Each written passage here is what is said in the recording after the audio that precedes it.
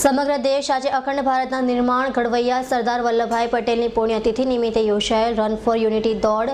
માંગરોળ વહીવટી અધિકારી તેમજ આગેવાનોની હાજરીમાં પૂર્ણ થઈ હતી।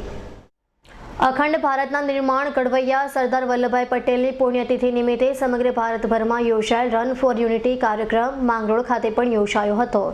અને આ દોડ સ્પર્ધામાં માંગરોળ તાલુકા વહીવટી અધિકારીઓ તેમજ માંગરોળ માલિયા મત વિસ્તારના નવયુવાન ધારાસભ્ય તેમજ સ્કૂલ અને કોલેજના વિદ્યાર્થીઓની હાજરીમાં ટાવર ગ્રાઉન્ડ ખાતેથી આ દોડની શરૂઆત કરાઈ હતી અને આ દોડમાં કુલ 70 જેટલી શાળા કોલેજના વિદ્યાર્થીઓ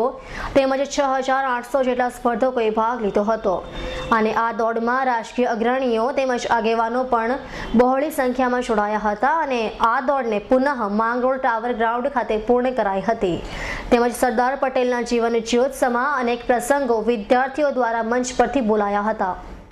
આજે 15 ડિસેમ્બરના રોજ મેં સરદાર પટેલ વિશે કહેવાનું હતું એમાં મેં ભાગ લીધો હતો।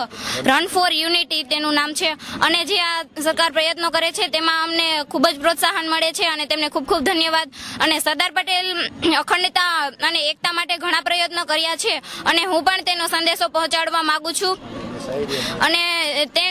તેણે કહ્યું હતું કે આ ભારતનું ભવિષ્ય નથી તો મારા હાથમાં કે નથી તો ગાંધીજીના હાથમાં, આ ભારતનું ભવિષ્ય તો ભારતની યુવા પેઢીના હાથમાં છે। તેથી એક પંક્તિ છે જે હું તમને કહી કે સત્તાની અમોની જલધારા કેરી ચુંગાલ